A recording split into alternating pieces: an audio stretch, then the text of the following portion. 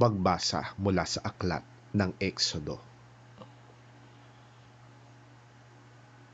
Sinabi ni Yahweh kina Moises at Aaron sa Ehipto, "Mula ngayon, ang buwang ito ang siyang magiging unang buwan ng taon para sa inyo.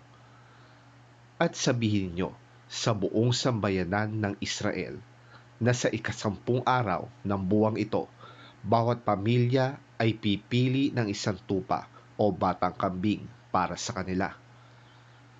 Kung maliit ang pamilya at hindi makakaubos ng isang buong tupa, magsasalo sila ng malapit na kapitbahay na hindi rin makakaubos ng isang buo. Ang dami na magsasalo-salo sa isang tupa ay ibabatay sa dami ng makakain ng bawat isa. Kailangang lalaki ang tupa o ang kambing, 1 taong gulang, walang kapintasan. Aalagaan ito hanggang sa 14 ng buwan, at sa kinagabihan, sabay-sabay na papatayin ng buong bayan ang kani-kanilang inalagaang hayop. Kukuha sila ng dugo nito at ipapahid sa magkabilang poste at itaas ng pintuan ng bahay na kakainan ng kinatay na hayop. Sa gabi ring yon, lilitsunin ito at kakainin kasama ng tinapay na walang pampaalsa at ng mapapait na gulay.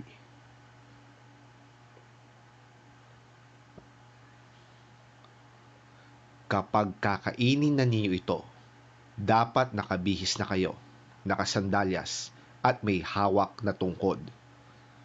Magbadali kayo sa pagkain nito. Ito ang Paskwa ni Yahweh. Sa gabing yon, lilibutin ko ang buong Ehipto at papatayin ang lahat ng panganay na lalaki, maging tao man o hayop. At paparusahan ko ang lahat ng Diyos-Diyosan sa Ehipto. Ako si Yahweh. Dugo ang magsisilbing palatandaan ng mga bahay na inyong tinitirhan. Lahat ng bahay na makita kong may pahid ng dugo ay lalampasan ko, at walang pinsalang mangyayari sa inyo habang pinaparusahan ko ang buong Ehipto. Ang araw na ito'y ipagdiriwang ninyo sa lahat ng inyong salinlahi bilang pista ni Yahweh. Sa pamamagitan nito'y maaalala ninyo ang aking ginawa.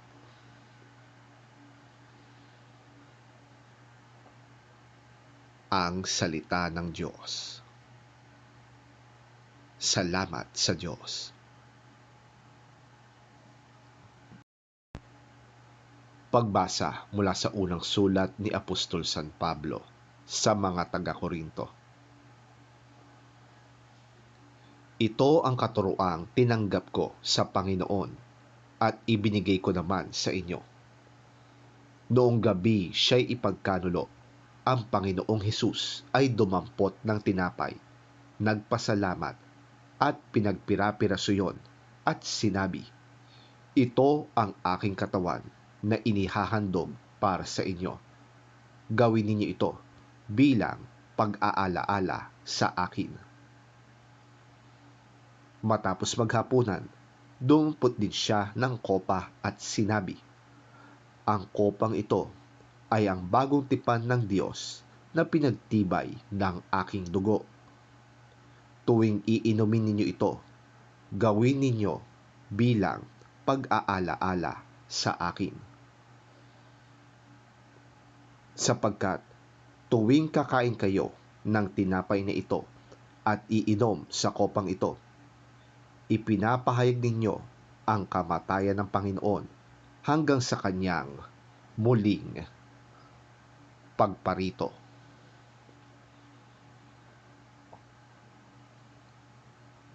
Ang salita ng Diyos. Salamat sa Diyos. Ang mabuting balita ng Panginoon ayon kay San Juan. Papuri sa iyo, Panginoon. Bispera sa noon ng Paskwa, alam ni Jesus na dumating na ang panahon ng kanyang pag-alis sa daigdig na ito upang bumalik sa Ama. Mahal niya ang kanyang mga tagasunod na nasa daigdig at sila'y iniibig niya hanggang sa wakas. Sa panahon ng hapunan, inilagay na ng dyablo sa isip ni Judas na anak ni Simon Iscariote na ipagkakanulo niya si Jesus sa mga Hudyo. Nalalaman ni Jesus na ibinigay na ng Ama sa kanya ang buong kapangyarihan. Alam din niyang siya'y mula sa Diyos at babalik sa Diyos.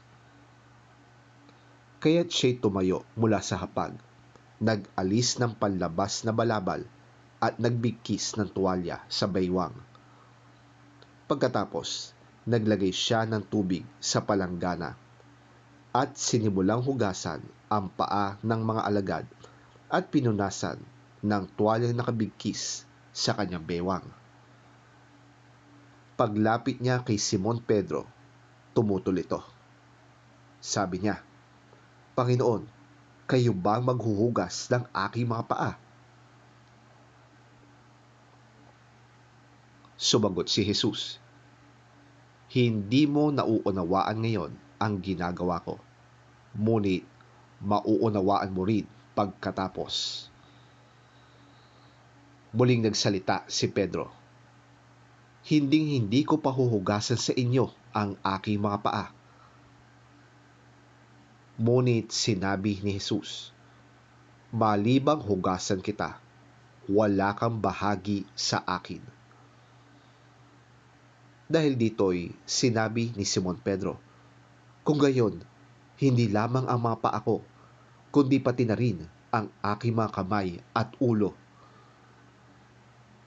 Sumagot si Jesus, "Ang nakapaligo na ay hindi na kailangang hugasan pa, maliban sa kanyang mga paa, sapagkat malinis na ang buo niyang katawan.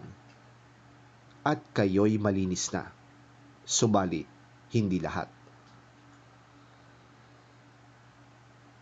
Dahil kilala ni Jesus kung sino ang magkakanulo sa kanya, sinabi niyang malinis na sila, subalit hindi lahat.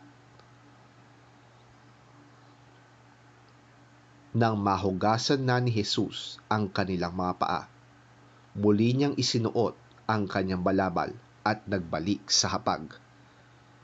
Siya'y nangusap sa kanila, "Nauunawaan ba ninyo kung ano ang ginawa ko sa inyo?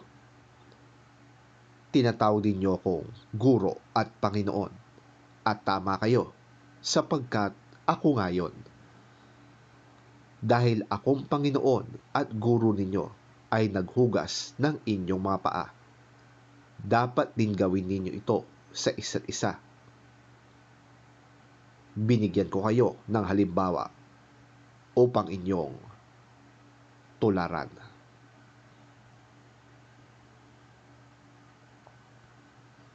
Ang mabuting balita ng ating Panginoon. Pinupuri ka namin, Panginoong Hesukristo. It was now the day before the Passover festival.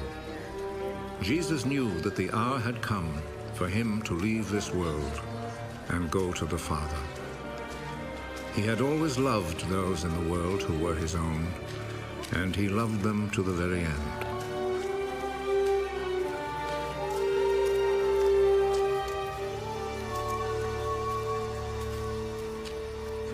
Jesus and his disciples were at supper. The devil had already put into the heart of Judas, the son of Simon Iscariot, the thought of betraying Jesus. Jesus knew that the Father had given him complete power. He knew that he had come from God and was going to God.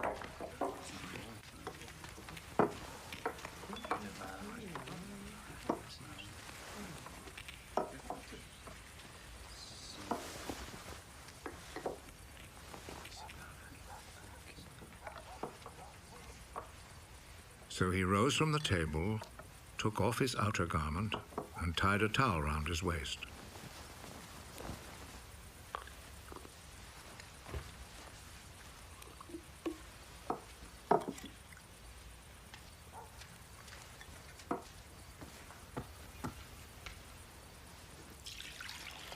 Then he poured some water into a wash basin and began to wash the disciples' feet and dry them with the towel around his waist.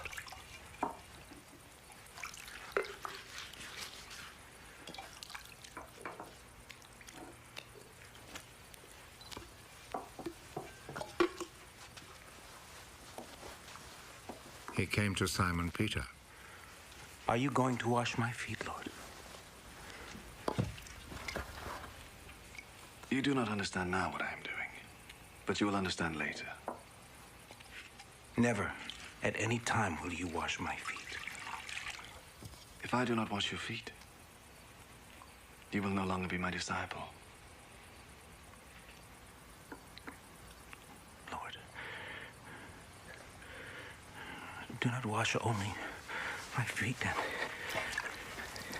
wash my hands and head too. Those who have taken a bath are completely clean and do not need to wash themselves, except for their feet. All of you are clean.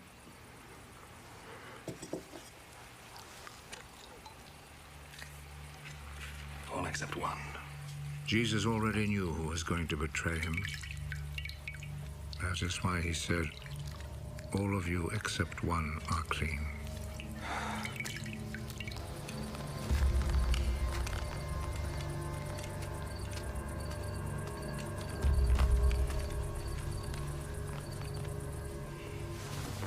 After Jesus had washed their feet, he put his outer garment back on and returned to his place at the table. Do you understand what I have just done to you?